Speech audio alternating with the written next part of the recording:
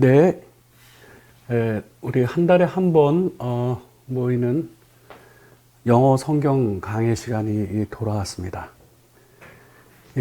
이번에는 제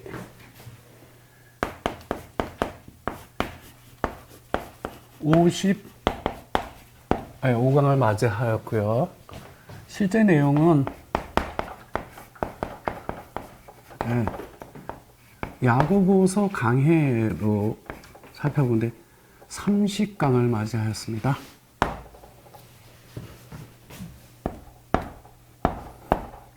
강의 제목은 지난 54강에서는 인내하라라고 하는 제목으로 우리가 나누었고요. 오늘은 원망하지 말라.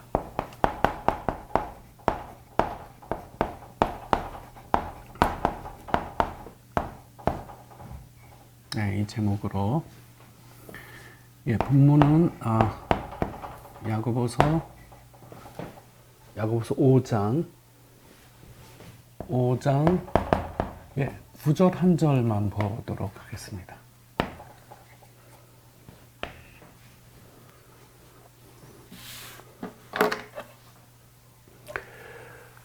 물론 메시지의 대상이 바뀌었고, 그리고 거기에 따라서 메시지의 제목도 바뀐 겁니다.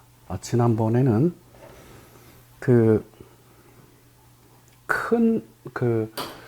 땅을 소유한 그 부자들과, 그리고 거기에서 그 농장에서 일하는 가난한 일꾼들 속에 발생하는 문제에 대한 메시지를 인내하라라고 하는 제목으로 살펴보았고요.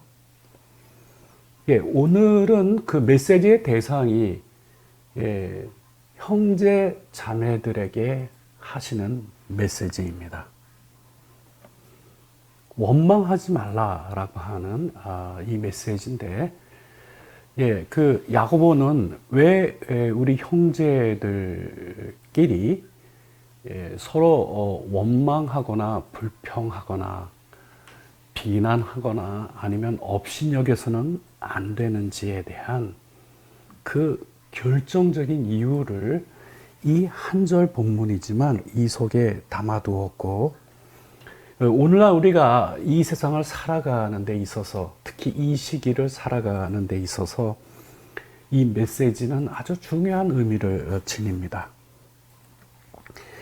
오늘 우리가 함께 이 내용을 나누면서 우리가 이 본문을 통해서 다시 한번 확인해야 될 것은, 지금 우리는 어떤 시기를 살고 있느냐. 주의 재림이 임박한 때를 살고 있습니다. 그리고 오늘 메시지, 즉 이 원망하지 말라라고 하는 것과, 그리고 주의 재림과, 그리고 긍휼이라고 하는 이 세 개의 주제가 여기 함께 하게 되는데요. 주의 재림,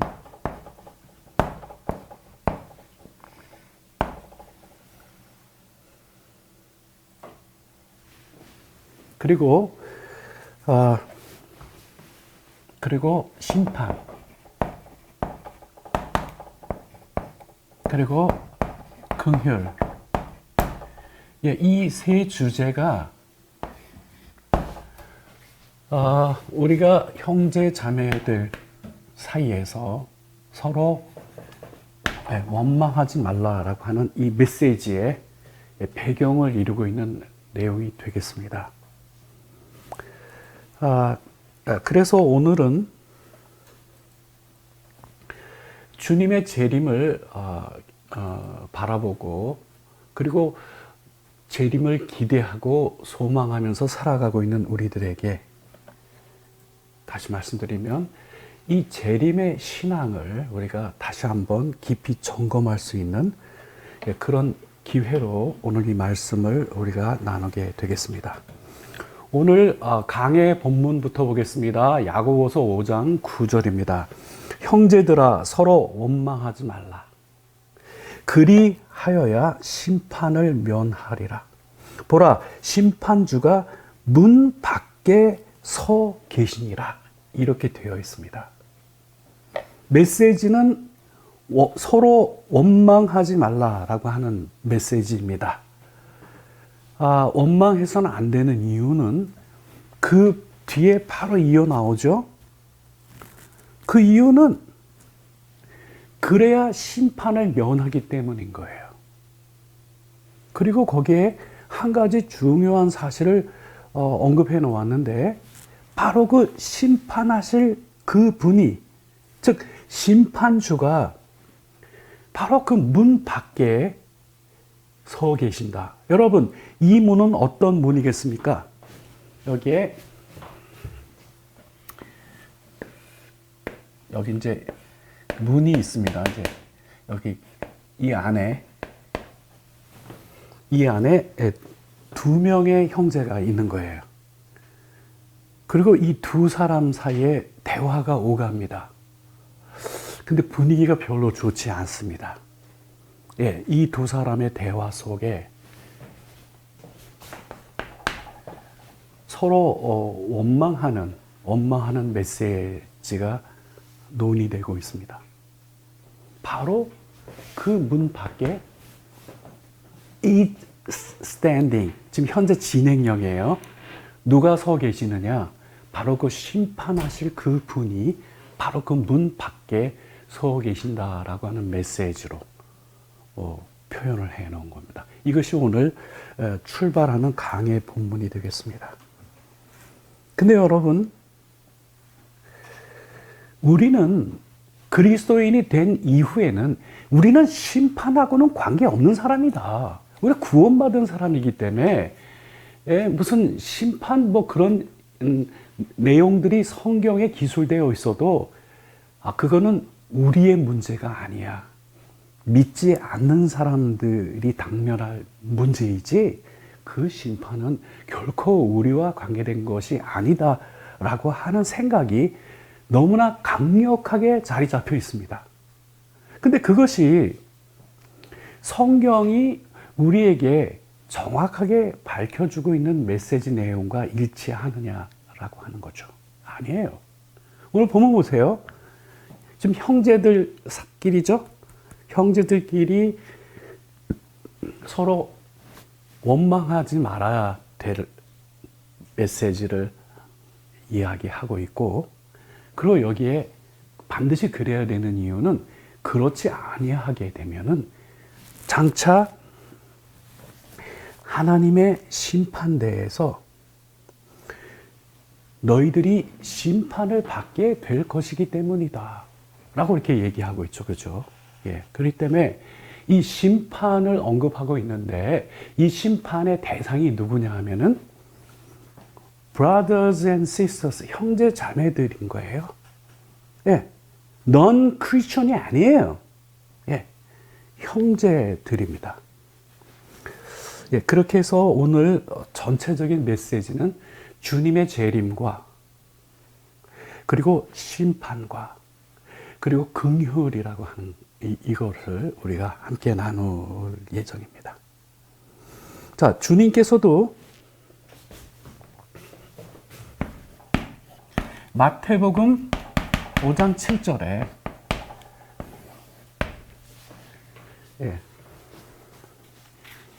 여기 보면 beatitude가 등장하죠. beatitude라고 하는 것은 뭐를 말하느냐?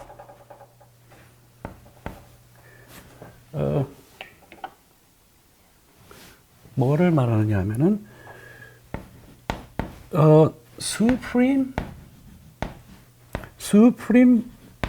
blessedness.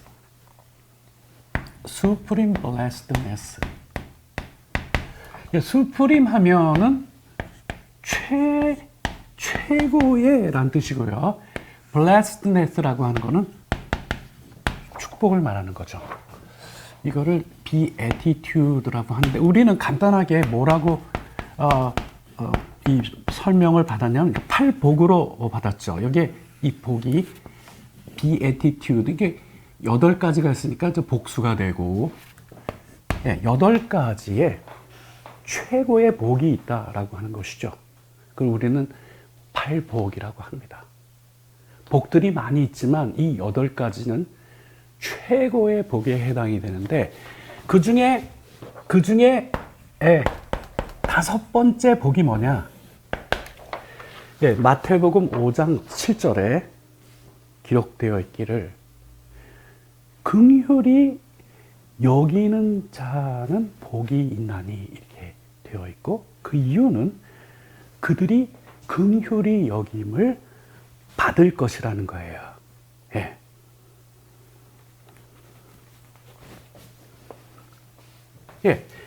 예수님께서 8복 중에 5번째 복의 선언은 긍휼히 여기는 이가 복이 있다. 왜 그러냐 하면 그가 하나님께로부터 긍휼히 여김을 받게 될 것이기 때문에 그렇다는 거죠. 그런데 대부분의 이 내용의 이해와 해석을 이 땅에서와 관련지어서 많이 해석하고 이해를 합니다. 물론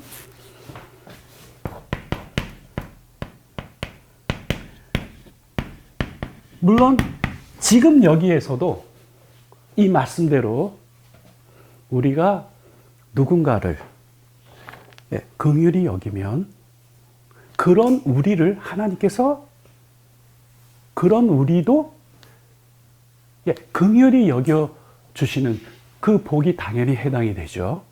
근데 그뿐만 아니라 여기서 강조하고자 하는 결정적인 거는, 이게 우리가 결정적으로 긍휼이 필요한 시점이 언제냐? 바로 그것은 우리가 추가적으로 함께 살펴보겠지만 바로 그리스도의 이 심판대에 섰을 때예요. 그때 긍휼이 결정적으로 필요하거든요. 그래서 우리가 이 땅에서의 그리스도인이 된 이후에 우리의 이 몸으로 한 여러 가지 선악간의 행위에 대하여 심판을 받는 그때가 오게 되는데, 그때가 언제냐? 주께서 재림하는 때인데, 그때 그 심판주 대신 주님 앞에 섰을 때 우리가 정말 필요한 게 뭐냐 하면은 긍휼이래요. 긍휼. 왜 그러한지 조금 이따 좀 더 자세히 설명을 하도록 하겠습니다. 다시 말씀드리면 이 원망하지 말라라고 하는 이 메시지는 표현을 달리하면 지금 예수님께서 말씀하신 것처럼 우리가 긍휼히 여기는 것이 정말 의미가 있는 것이죠. 서로 긍휼히 여긴다면 그거는 서로 원망하거나 불평하지 않는 거나 동일하기 때문에 그렇습니다. 오늘 우리가 잘 이해해야 될 것은 주님의 재림과 그리고 심판의 성격과 내용과 그리고 결정적으로 우리에게 중요한 것이 바로 이 긍휼이라고 하는 것입니다. 그 관계를 우리가 살펴볼 필요가 있습니다. 자, 그러면 이 야고보서 5장 9절에 후반절에 이런 게 등장했죠.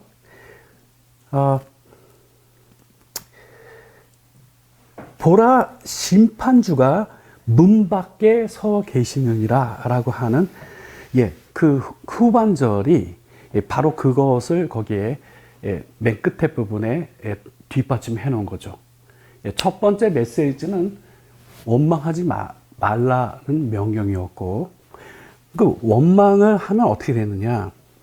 원망을 하지 말아야 되는데 그래야 심판을 면할 수 있는 거고, 그리고 보라, 심판주가 더 저지, 그 심판하시는 이가 바로 문 밖에 is standing, 서 계신다라고 하는 이 spiritual reality, 이 영적인 실제와 사실을 거기에 붙여놓은 것이죠.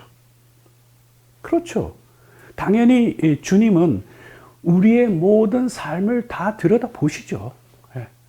그런 의미도 있지만 이 내용은 주의 재림이 그만큼 우리에게 곧 임할 것이다 라고 하는 이 긴장감을 표현하고 있는 겁니다. 그래서 항상 신약의 메시지를 전체로 살펴보면 주의 재림은 항상 긴박하게 올 것으로 표현을 해놓고 있어요. 예. 그런데 신앙이 정상화되어 있지 않는 그러한 사람이나 그러한 기독교계에서는 주의 재림에 대한 이 긴박감이 상실됩니다.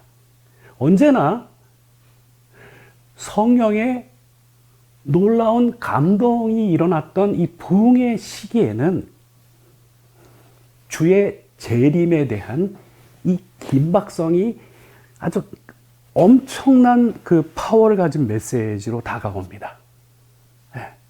그래서 훌륭한 크리스천들이 어떻게 만들어지느냐? 주의 재림의 문제를 긴박하고 아주 실제적인 팩트로 심각하게 받아들이는 크리스천들이 훌륭한 성도로서의 삶을 삽니다. 자, 이제 그거와 관련하여서 다른 신약 성경이 우리에게 교훈하고 있는 내용 한 가지를 같이 보고 가도록 하겠습니다. 그 본문은 히브리서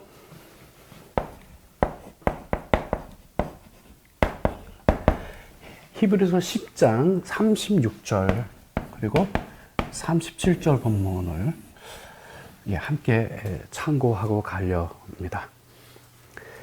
36절입니다. 너에게 인내가 필요함은 너희가 하나님의 뜻을 행한 후에 약속하신 것을 받기 위함이라. 이거 36절입니다. 다시 말씀드리면 하나님의 약속을 하나님의 뜻을 행할 때에도 뭐가 필요하냐? 인내가 필요하고요. 그리고 약속하신 것을 받는 데에도 뭐가 필요하냐면은 역시 거기도 인내가 필요합니다. 그렇게 하고 그런 인내가 이것이 어떻게 발휘가 되느냐? 어떤 성도들은 아주 훌륭한 인내를 보입니다. 그런가 하면 어떤 성도는 이 인내심이 떨어져 있는 모습을 보이죠. 그렇죠? 여러 가지 요인이 있을 겁니다. 그러나 신약 성경은 성도들이 정상적인 신앙생활을 하기 위한 장치를 해 두었습니다. 장치를. 그게 곧 진리의 내용인데 다시 그 내용으로 돌아가 보면 방금 앞에 너희에게 인내가 필요함은 너희가 하나님의 뜻을 행한 후에 약속하신 것을 받기 위함이라 해놓고 바로 그 뒤에 무슨 메시지가 이어나면 잠깐 후면 오시리니 지체하지 아니하시리라 해요. 오시겠다고 하신 그 오시리가 언제 오시냐? 잠깐 후면 오신다는 거예요. 그리고 마지막에 못을 박아 놓기를 결코 지체하지 아니하실 것이다.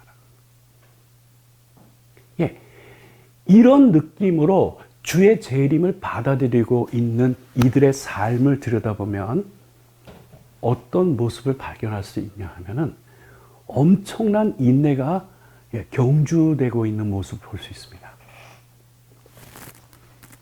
이처럼 신약 성경은 우리에게 주의 재림을 우리가 어떠한 자세로 받아들이고 기다려야 하는지에 대하여 계속적인 메시지를 전파하고 있거든요. 왜 그럴까요? 도대체 왜 이렇게 긴박한 재림을 지금 예수님께서 승천하신 이후 지금 2000년이나 지났는데 왜 이렇게 신약 성경은 주의 재림을 엄청난 임박함을 가지고 이렇게 우리에게 말하고 있을까요? 네, 여기에 대해서는 여러 가지 이유가 거기에 함께 들어 있습니다. 자, 그러면 이제 방금 전에 히브리서 본문으로 그 내용을 살펴보았고요.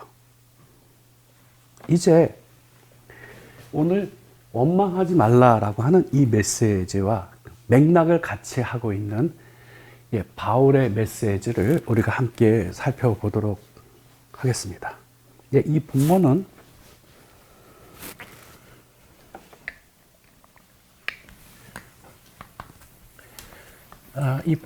로마서로 가겠습니다.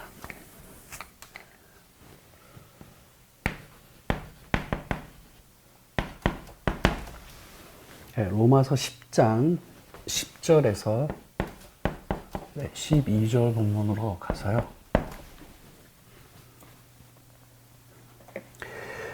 바울이 이렇게 얘기합니다. 내가 어찌하여 내 형제를 비판하느냐? 어찌하여 내 형제를 업신 여기느냐? 우리가 다 하나님의 심판대 앞에 서리라. 오케이?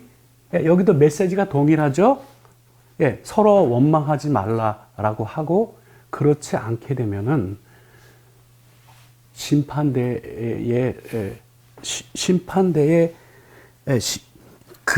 그리하여 심판을 면하겠다라고 야고보서는 말하였고, 바울은 로마서 14장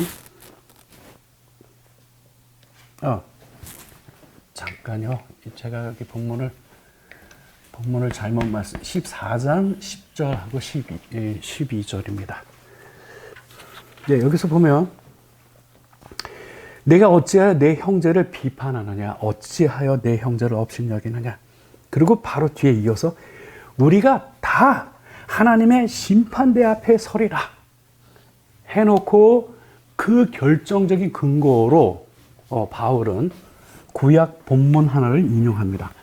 그 구약 본문은 이사야서를 인용합니다. 그 이사야서에는 아주 중요한 예언이 되어 있는데 그 예언의 내용은 하나님께서 심판을 하실 것이다. 하나님께서 심판하시는 날이 오는데 그때 하나님께서 심판을 하실 것이다 라고 하는 내용이 그 뒤에 이어집니다. 자, 그러면 바로 그 뒤에 즉 이 부분이죠. 기록되었을 때 주께서 이르시되 내가 살았노니 모든 무릎이 내게 꿇을 것이요 모든 혀가 하나님께 자백하리라 하였느니라. 오케이? 이러므로 우리 각 사람이 자기 일을 하나님께 직고하리라 이렇게 되어 있어요. 바로 이 뒷부분이 이사야서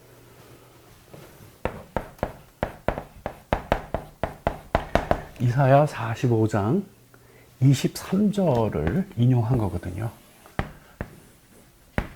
어찌하여 형제를 비판하느냐? 어찌하여 형제를 업신여기느냐? 우리가 다 하나님의 심판대 앞에 서리라 이렇게 되어 있어요. 근데 이 본문의 중요성은 그쵸? 우리가 지금 여기도 지금 메시지가 형제들에게 나가고 있고 여기에 우리가 다라고 하는 건 형제 자매들 다예요. 대상이 우리가 다 어디에 섭니까? 하나님의 심판대 앞에 서리라. 그러면 그 심판대에서 어떤 일이 벌어지느냐? 거기에 중요한 메시지가 나옵니다. 거기에 그 중요한 메시지는 remember 예, 이게 명령문이거든요. 다음과 같은 거를 기억하라. Remember, 기억하라는 거죠. We will all. 예, 여기 all은 예, 주어에 대한 보충인데요. 우리 모두가 stand. 예, 설 거다 하는 거예요. will stand, 설 거다. 어디에 서느냐? Before the judgment seat. 심판되죠? 누구의? 하나님의.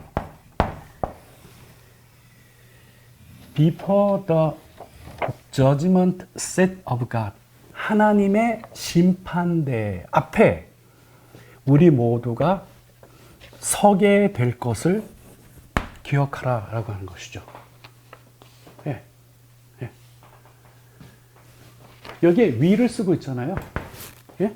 믿지 않는 자들인가요? 아니에요.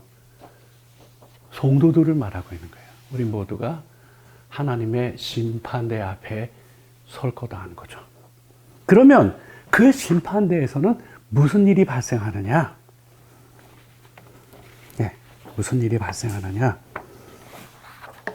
자, 그 인용문이 그 뒤로 이어지죠. 인용문이 뒤로 이어지는데 그 인용문을 보면 이럽니다. 모든 무릎이 내게 꿇을 것이요 모든 혀가 하나님께 자백하리라 이렇게 돼 있죠. 예, 그러니까 그 하나님의 심판대 앞에서 발생하는 일은 모든 무릎이 그 앞에 꿇게 되어 있고, 그 다음에 중요한 사실은요, 바로 이 점입니다. And every tongue will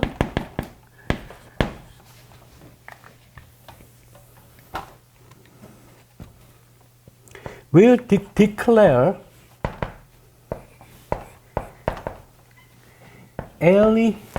allegiance to God. 예, 하나님께 예, declare는 선언하다고요. 여기 allegiance라고 하는 것은 예, 뭘 선언하는 거냐? 충성. 예, 충성을 선언하게 될 거다. 모든 혀가. 하나님의 심판대 앞에 선 모든 성도들이 하나님 앞에 무릎을 꿇고, 그리고 to God, 그 하나님께 declare allegiance, 이 충성을 선언할 거다 하는 거죠. 예, 이게 하나님 앞에 충성을 선언할 거다라고 하는 이 얘기가 뭐냐 하면, 여러분, 법정에 관련된 영화를 보면 그 증인이 등장하죠. 그리고 증인선서라는 게 있어요. 그 증인선서가 뭐냐 하면, 양심에 따라 숨김과 보탬 없이 사실 그대로를 말하고, 만일 거짓이 있으면 위증의 벌을 받기로 맹세합니다 라고 하는, 예, 이 선언을 하죠. 예, 바로 그 내용이에요. 다시 말씀드리면 이 심판대 앞에 서면, 예, 이 세상 법정에서는 자기 양심에 반하는 증언도 얼마든지 가능하지만 하나님의 심판대 앞에서는 어림도 없어요. 예, 실제 사실을 있는 그대로 하나님 앞에 자기 스스로의 입으로 예, 고백하지 않을 수가 없는 상황인 거예요. 그 심판대라고 하는 것이. 그래서 거기에 본문에 나와 있듯이 모든 혀가 하나님께 자백하리라 이렇게 되는 거예요. 이러므로 우리 각 사람이 자기 일을 하나님께 직고하리라. 그러니까 남이 얘기하는 거 없어요. 자기 일은 누가요? 자기 스스로가 모두 다 직고하는 거예요. 하나님 앞에 거기에 섰을 때. 네. 여기는 하나님의 심판대에 대한 언급이 있었어요. 그러나 바울은 고린도 후서로 오게 되면 거기서는 하나님의 심판대라 하지 아니하고 그리스도의 심판대라고 하는 것으로 표현이 바뀌어집니다. 자, 그러면 로마서에서는 하나님의 심판대라고 표현하였고, 그리고 지금 고린도 후서로 오게 되면 그리스도의 심판대라고 하는 언급으로 이게 바뀝니다. 그러면 그 양자의 그 관계는 무엇이며, 왜 그렇게 로마서에서는 하나님의 심판대를 언급하고 고린도 후서에서는 그리스도의 심판대를 언급하느냐? 첫째, 로마서에서는 구약의 이사야 본문을 그대로 인용하여 표현하고 있죠. 예. 그래서 거기서 하나님의 심판대인 거예요. 예. 그런데 고린도 후서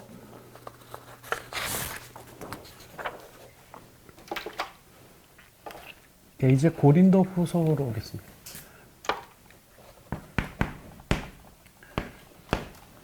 고린도 후서 5장 8절에서 10절로 오면 여기서는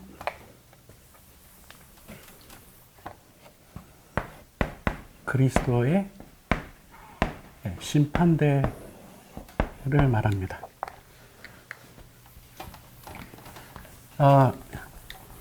이 고린도 후서의 본문의 중요한 특징은 우리가 누구냐? 우리는 그리스도인이 아니냐? 네. 그러니까 우리가 살든 죽든 주님을 기쁘시게 하는 성도의 삶을 살아야 된다. 예. 그 교훈의 배경에 그리스도의 심판대라고 하는 그 언급이 등장하죠. 자, 고린도 후서 5장 8절에서 10절 본문을 봉독합니다. 우리가 담대하여 원하는 바는 차라리 몸을 떠나 주와 함께 있는 그것이라. 그런즉 우리는 몸으로 있든지 떠나든지, 핵심 메시지는 이거예요. 주를 기쁘시게 하는 자가 되기를 힘쓰노라. 이는 우리가 다 반드시 그리스도의 심판대 앞에 나타나게 되어 각각 선악간에 그 몸으로 행한 것을 따라 받으려 함이라. 이렇게 되어 있죠. 오케이. 예. 그리스도의 심판대. 우리가 몸으로 있든지 또 떠나든지 우리가 늘 주를 기쁘시게 하는 자가 되어야 하는 아주 결정적인 이유가 있는데, 그것은 우리가 다 반드시 이 그리스도의 심판대 앞에 선다는 거죠. 거기서 무슨 일이 일어나느냐? 각각 선이 되었던 악이 되었던 이 선악간에 그 몸으로, 지금 우리가 바디가 있죠. 이 몸으로 이 세상을 살아가고 있는데 이 몸으로 행한 것을 따라 받으려 함이라 이렇게 되어 있는 것이죠. 예. 그래서 바울은 Our goal is to please Him. 우리의 goal, 우리의 목표는 뭐냐? 이 please는 누구누구를 기쁘게 하다. 여기 힘은 예수 그리스도를 받은 거죠.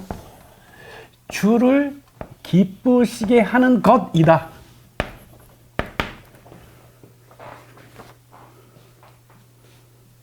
왜? 장차 그리스도의 심판대에서 이 몸을 가지고 우리가 이 땅에서 한 그 모든 행동에 대하여 그 행한 것을 따라 심판을 받는 때가 등장하기 때문에 그런 것이죠. 그러면 왜 로마서 14장 10절, 12절에서는 하나님의 심판대라고 하였고 고린도 후서 5장 8절과 10절에서는 그리스도의 심판대라고 이렇게 말하였느냐? 여기에 결정적으로 아주 두 가지 중요한 문제가 있어요. 예, 첫째는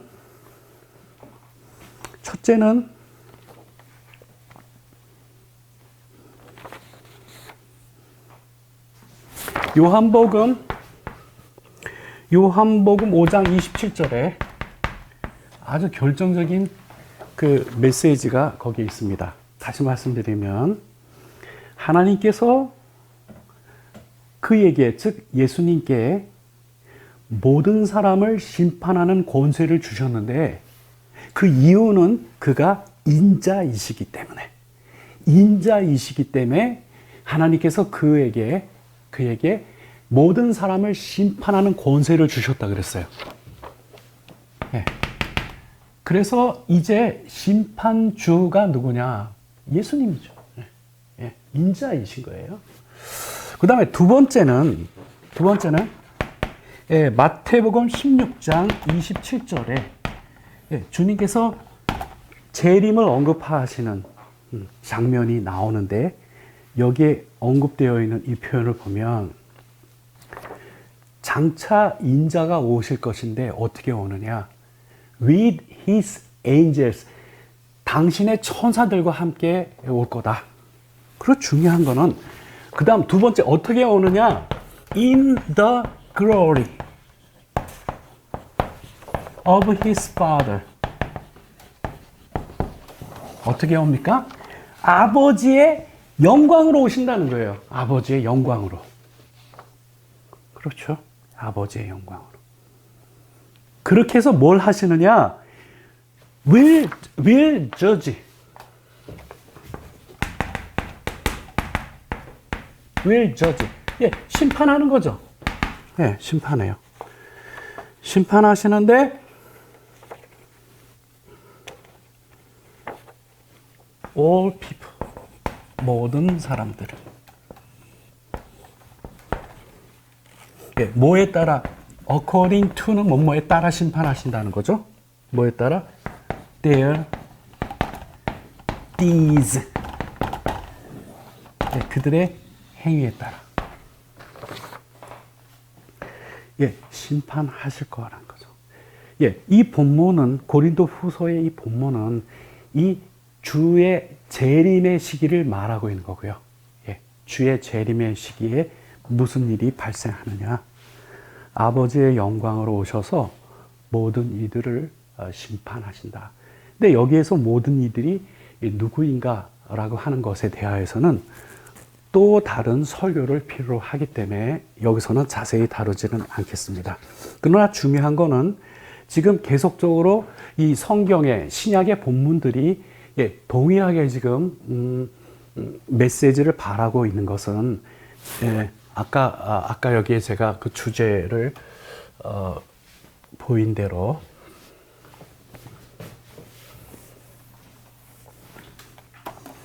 첫째, 주의 재림. 이 주의 재림이라고 하는 것은 곧 심판을 말하는 거고, 그 다음에 이 심판이 벌어지면 무엇이 결정적으로 중요한 문제가 되냐 하면 긍휼이 아주 결정적인 문제가 된다. 왜? 그 앞에 섰을 때 우리도 주님으로부터 긍휼히 여김을 받아야 되거든요. 예. 근데 그 긍휼히 여김을 받는 것이 긍휼히 여겨 주실 줄 믿습니다 해가지고 뭐 그때 그런 그렇게 바란다고 하여 될 문제가 아닌 것은 성경은 이번에 이 강해를 준비하면서 신약 성경은 이 동일한 맥락의 경고를 수없이 많이 해놓았어요. 그 핵심의 리얼리티가 뭐냐? 첫째, 장차 주께서 곧 오신다, 재림하신다. 그러면 그때 다 주의 심판대 앞에 서게 된다. 이게 핵심적인 리얼리티예요.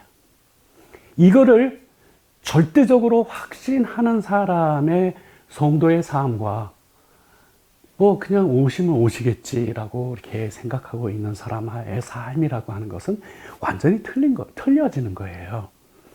그러면 신약 성경의 관심은 뭐냐? 이 부분을 분명하게 해두어서 장차 그리스도의 심판대 앞에 섰을 때 그 심판을 이기고 승리하는 자로 세우기 위하여서 이 공동된 메시지가 계속 들어있는 거예요. 아까 팔복의 5번째 선언이 긍휼히 여기는 자가 복이 있다. 왜? 하나님께서 그 사람을 긍휼히 여겨 주실 것이기 때문인 거죠. 언제? 장차 그 심판대에서. 물론 이 땅에서도 그렇지만 결정적으로 중요한 것은 바로 그때. 그래서 여러분, 우리가 야고보서를 쭉 강의해 왔는데 이미 한번 강의했던 본문에 이거를 짧게 설명해 놓은 중요한 본문이 하나 있어서 다시 잠깐 살펴보고 가도록 하겠습니다. 그것은 야고보서 2장 12절과 13절 본문이었는데요. 여기에 이렇게 기록되어져 있습니다. 너희는 자유의 율법대로 심판을 받을 자처럼 말도 하고 그리고 행하기도 하라. 긍휼히 행하지 아니하는 자에게는 어떤 심판이 있으리라? 긍휼 없는 심판이 있으리라. 긍휼은 심판을 이기고 자랑하느니라. 이렇게 되어 있는 본문이죠. 그러니까 장차 그 심판대에서 그 심판을 이기는 그 유일한 게 뭐냐? 긍휼이에요. 그리고 이 긍휼은 그 심판을 이기고 자랑하게 되는 것이죠.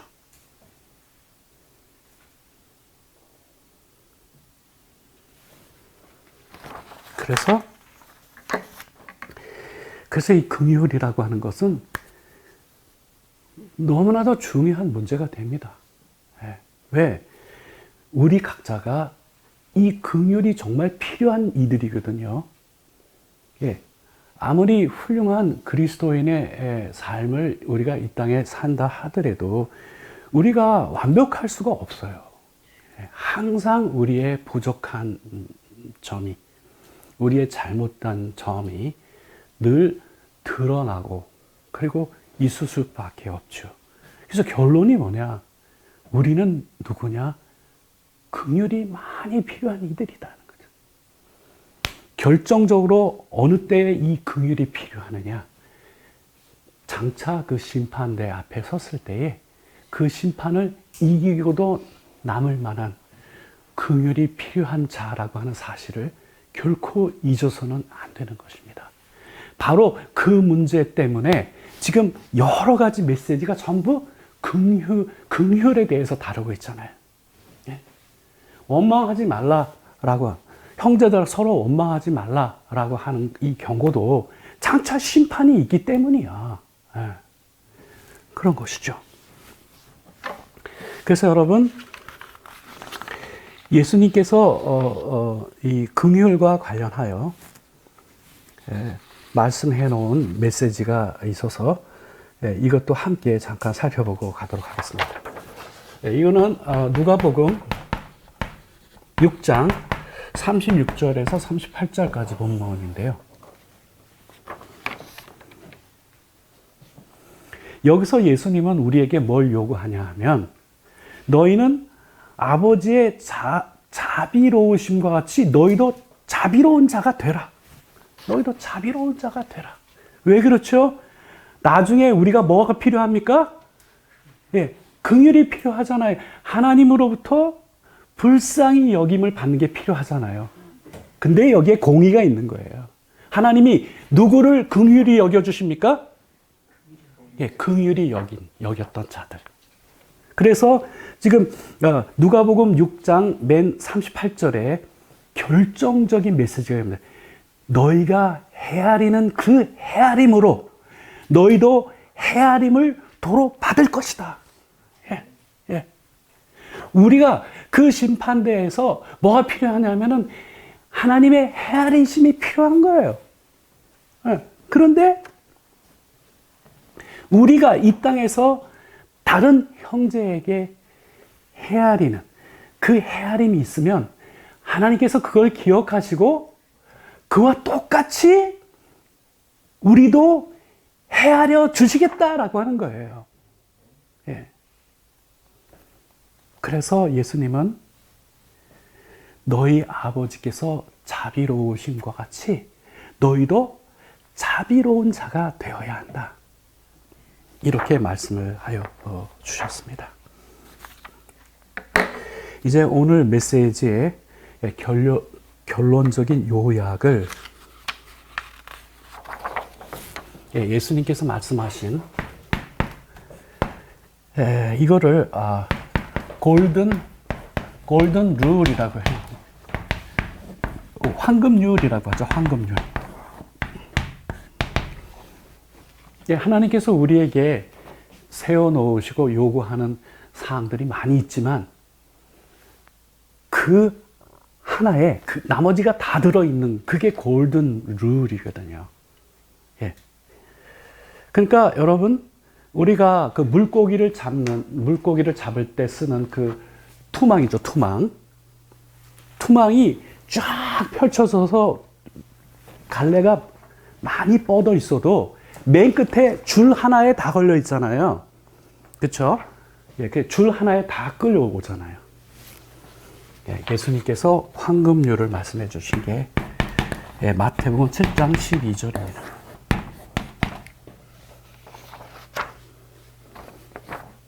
그러므로 무엇이든지 남에게 대접받고자 하는 대로 너희도 남을 대접하라.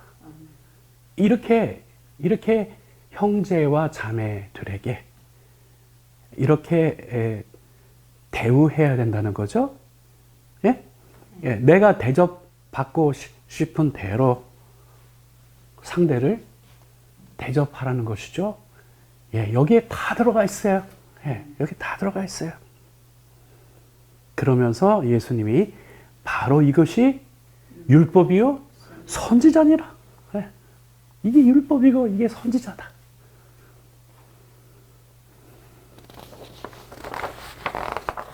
자, 이제 오늘 말씀을 정리를 하겠습니다. 오늘 출발 메시지는 형제끼리 원망하고 불평해서는 안 된다는 것이었습니다. 왜 그랬죠?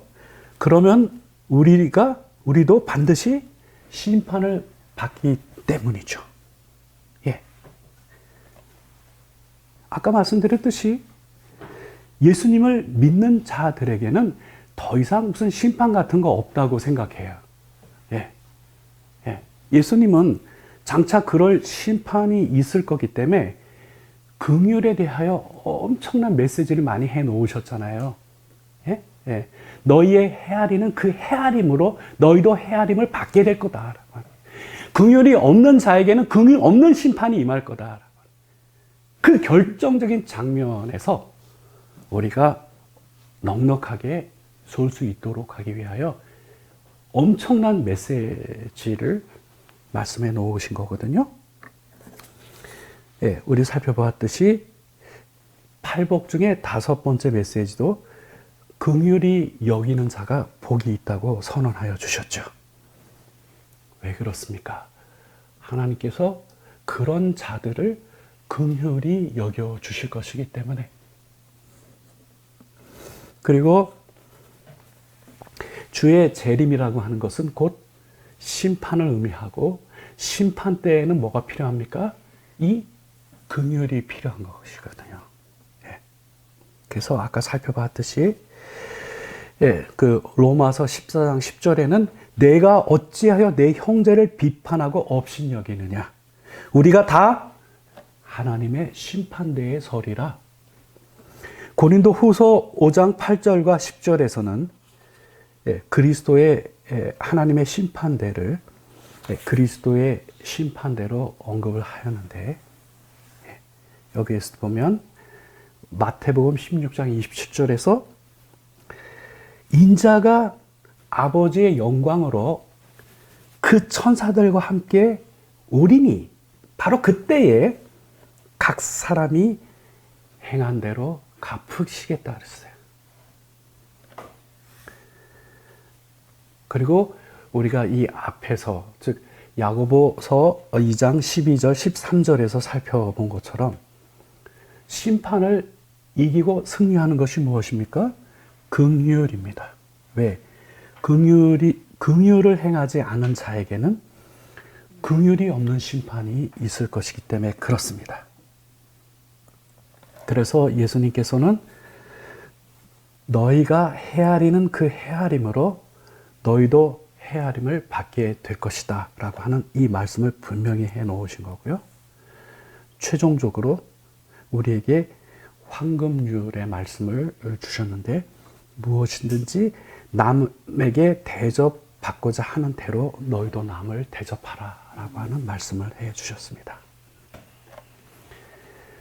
이 말씀이 선포하고 있는 주의 은혜가 오늘도 이 강해를 듣는 모든 분들에게 풍성하게 임하기를 간구합니다. 아멘.